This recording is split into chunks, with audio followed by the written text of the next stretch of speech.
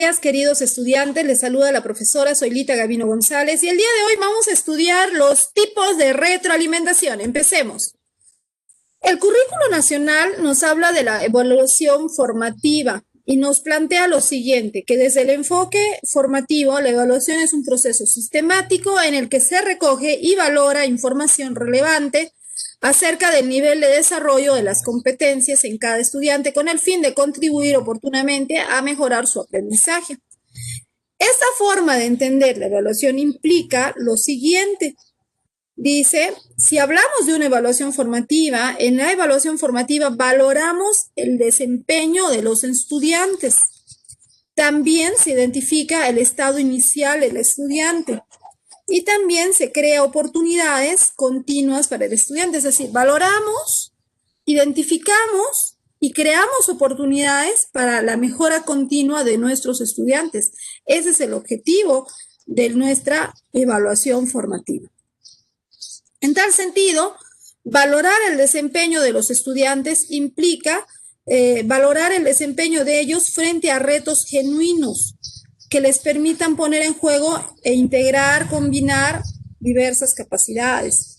Es decir, cuando nosotros hacemos una evaluación formativa, estamos valorando cómo es que ellos se desempeñan, pero ante retos genuinos. Por ejemplo, hacer una investigación, por ejemplo, elaborar un prototipo, por ejemplo, de repente generar una charla, un foro, un debate. Entonces, retos genuinos que puedan ser, donde se puedan integrar y combinar las diversas capacidades del estudiante. Identificar su estado inicial, identificar el estado inicial de los estudiantes y ayudarlos a avanzar hacia niveles más complejos. ¿Por qué evaluamos? Porque queremos saber en dónde está nuestro estudiante y cuánto le falta para lograr el famoso perfil de egreso al que queremos llegar. Y para eso debe alcanzar el logro de las competencias. Entonces, es importante también por ese motivo una evaluación formativa. Y además, una evaluación formativa crea oportunidades continuas para que el estudiante demuestre hasta dónde es capaz de combinar estas capacidades para el logro de las competencias.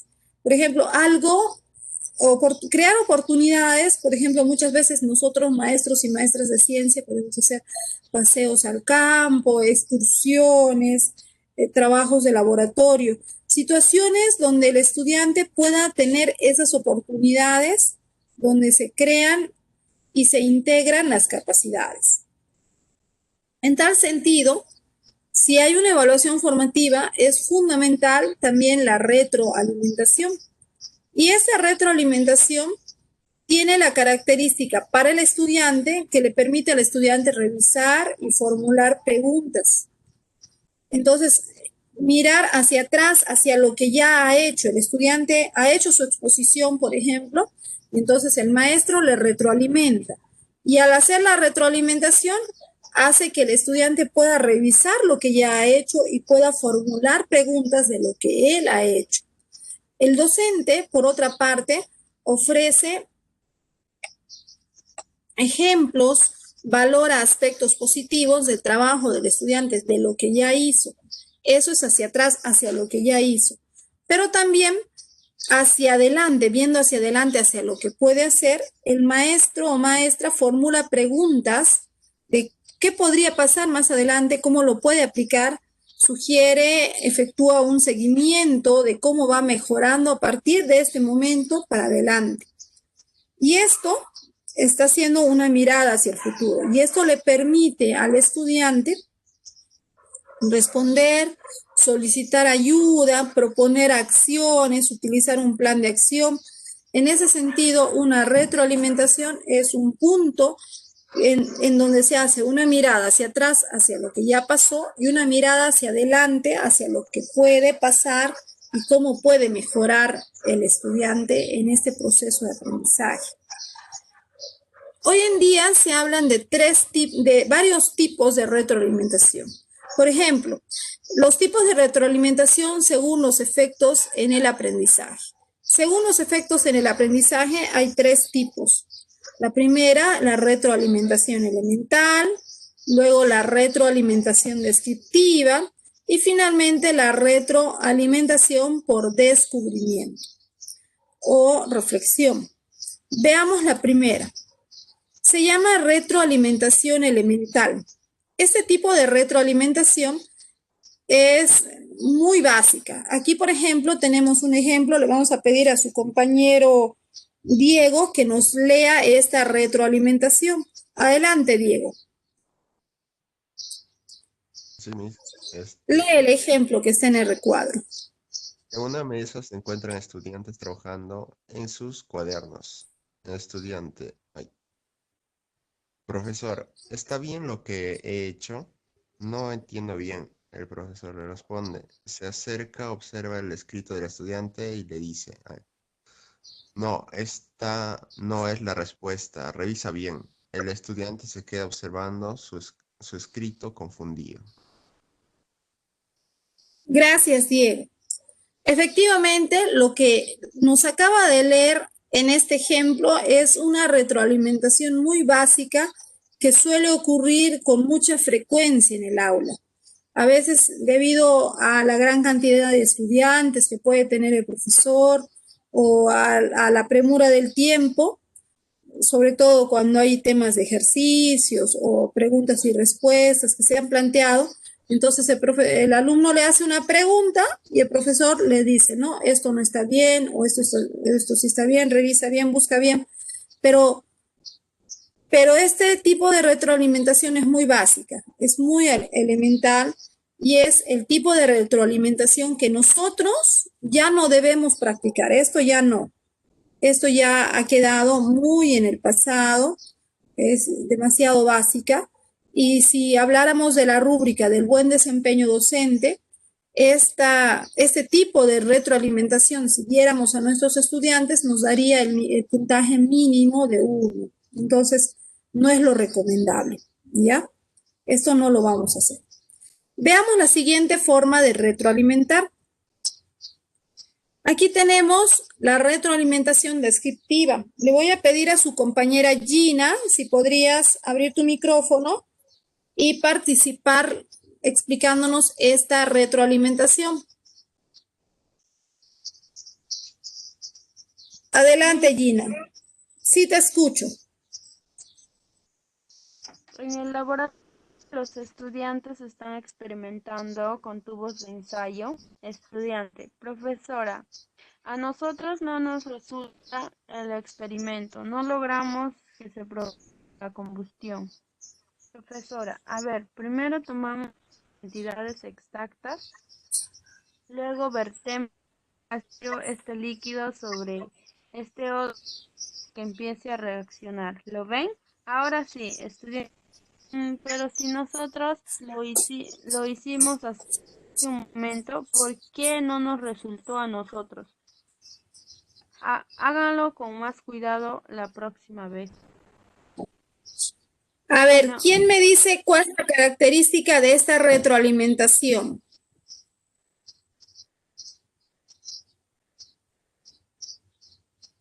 Esta es la típica retroalimentación que practican o practicamos muchas veces los docentes, ¿no? El alumno o la alumna tiene una situación de aprendizaje donde hay algo que no ha quedado claro, que no ha comprendido bien. Entonces, ¿qué hace el profesor o la profesora? Para no perder tiempo y avanzar con sus clases o sus actividades, de frente va y le explica todo el proceso. Esto es así, esto es así, esto es así, así, así. Por ejemplo, en el caso que habíamos planteado de la alumnita que no tenía claro la diferencia entre el hongo y la planta. Era una alumnita que igual que muchos estudiantes, no tienen claro algunos conceptos. Entonces, muchas veces el profesor o profesora lo que hace es explicarle, le dice, mira, la diferencia está acá. El hongo es un organismo heterótrofo, tiene hifas, crece así, asá, bla, bla, bla. La planta es un organismo autótrofo, tiene clorofila, hace fotosíntesis, fabrica sus propios alimentos. Entonces, la diferencia está en que la planta fabrica sus alimentos, y eso ya lo hemos hecho en la clase pasada, y los hongos no Y eso también ya lo hemos hecho, alumnita, ¿qué pasa? Entonces, ¿qué está haciendo ahí? Está haciendo una explicación descriptiva. No le está dando la oportunidad al estudiante de darse cuenta ni de reflexionar. Entonces, solamente le está haciendo una explicación que por ese motivo muchas veces no queda en el subconsciente del estudiante, no es apropiado por el estudiante. Este tipo de retroalimentación descriptiva es bastante frecuente, pero en la rúbrica del buen desempeño docente, esta forma de retroalimentación nos da como puntaje máximo de 2. Por lo tanto, no es lo más, no es lo que más queremos nosotros lograr, ¿no? Porque no se está logrando el desarrollo de las competencias, las capacidades, no se están poniendo en juego aquí, ¿de acuerdo? Y vamos a ver ahora la retroalimentación final, que es la retroalimentación por descubrimiento o por reflexión. ¿Ya? Esta es por descubrimiento o por reflexión. Entonces le voy a pedir a su compañera, a ver, compañero, un varón. Le voy a pedir a Alexander que nos lea esta retroalimentación. Adelante, Alexander.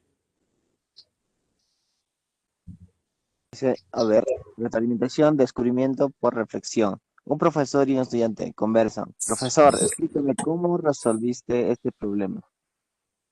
Estudiante, bueno, El profesor. el problema me dice,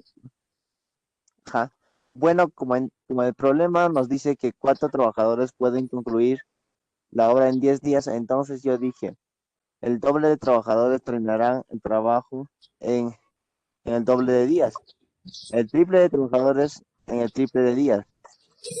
Profesor, le dice, ¿quieres decir que si hay más trabajadores les llevará más días concluir la obra? Y si hay menos trabajadores, menos días, imagínate, un solo trabajador podrá concluir la obra en menos días, él solito. Estudiante dice, no, hay algo que está mal aquí. Déjame ver, esto funciona al contrario, mientras más trabajadores, menos días. El profesor dice, eso tiene sentido. Gracias, Jonathan. A ver, ¿quién me dice por qué esta es la forma de retroalimentación que se recomienda? Adelante, Jonathan.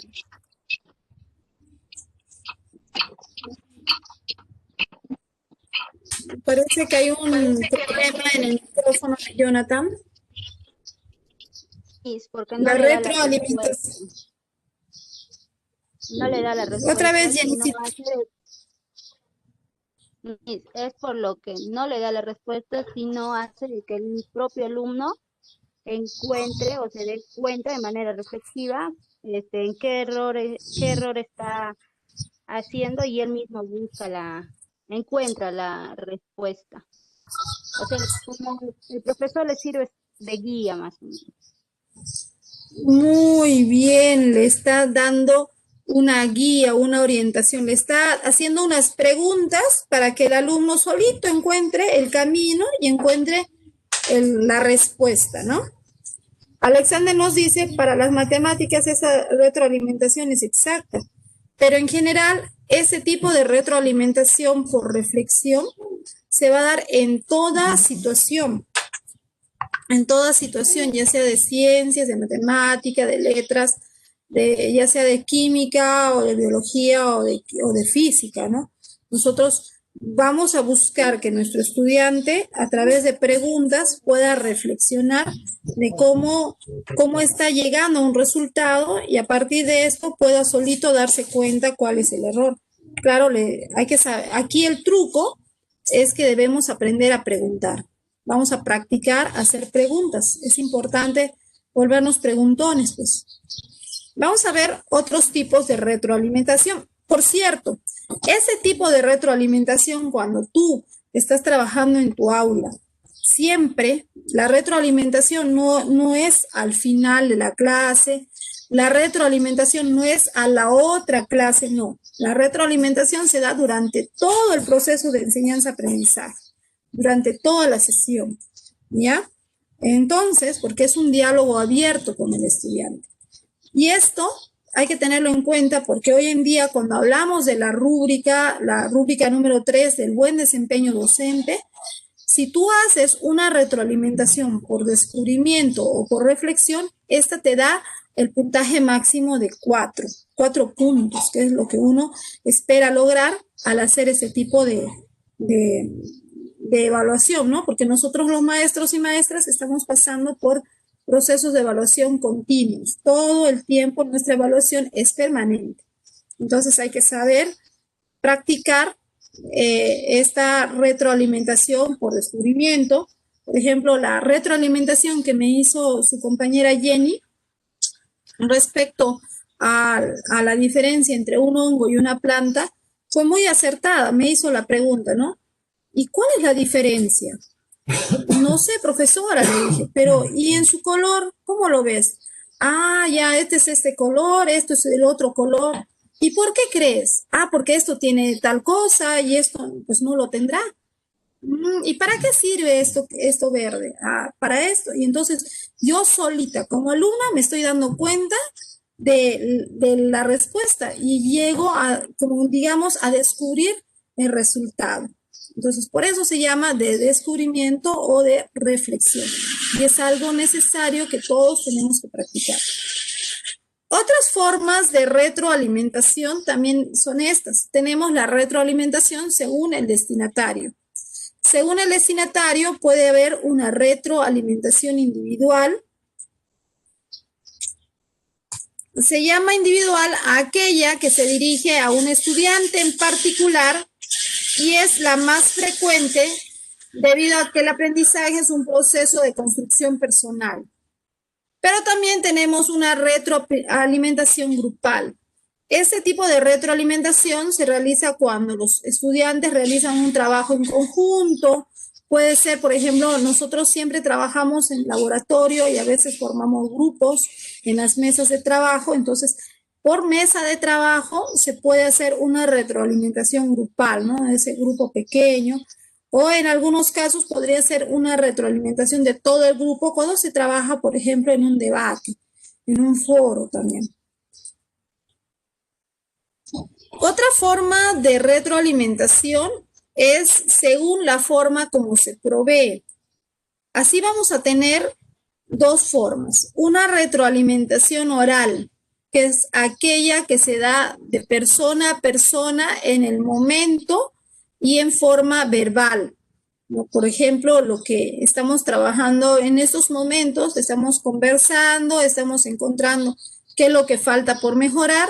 Entonces, todos esos aspectos van a formar parte de una retroalimentación oral.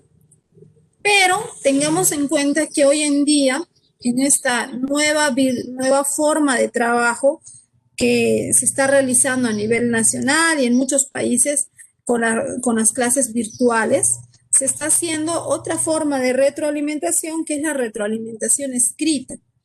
Esta retroalimentación escrita está referida a los mensajes escritos que se brindan a través de anotaciones, ¿no? Y ahí, cuando tú haces una retroalimentación escrita, hay un detalle importante, hay que ser muy precisos en lo que se les retroalimenta a los chicos, ¿no? Si lo felicitas, ¿por qué lo estás felicitando? Si le haces preguntas de reflexión, ¿cuáles son esas preguntas para que pueda hallar la respuesta? Tiene la desventaja de que no es tan directa, ¿no? De repente, si tú le haces una pregunta y no está bien planteada la pregunta, el estudiante te va a responder más adelante y te va a decir, no entiendo, hasta que leas la pregunta y la respondas. Entonces, se va a perder un tiempo y se va a perder la oportunidad de retroalimentar. Por ese motivo es tan valioso que en este tipo de retroalimentación escrita se practiquen preguntas que sean muy claras, muy precisas. Por ejemplo, esto que les hablaba, ¿no? ¿Te ha hecho el examen? No esta clase de examen, obviamente ya vamos a ver ahora los instrumentos, pero ante esto que ha hecho, de repente ha hecho un informe, ha hecho un organizador visual, una infografía, tú le puedes decir, ¿no? Te felicito, hay muchos aspectos que mejorar, o que hay muchos aspectos positivos, pero he encontrado 3 errores que se han cometido. Te invito a analizarlo y decirme cuáles son esos 3 errores y por qué son 3 errores y por qué son errores. Entonces, de esa manera tú le invitas al estudiante a reflexionar, a revisar, reanalizar todo su trabajo y pensárselo, pues, cuáles pueden ser esos errores y por qué podrían ser errores. Entonces, te va a devolver por escrito y tú le podrás hacer una nueva retroalimentación. Entonces, esa es una forma práctica de hacer retroalimentación de manera escrita.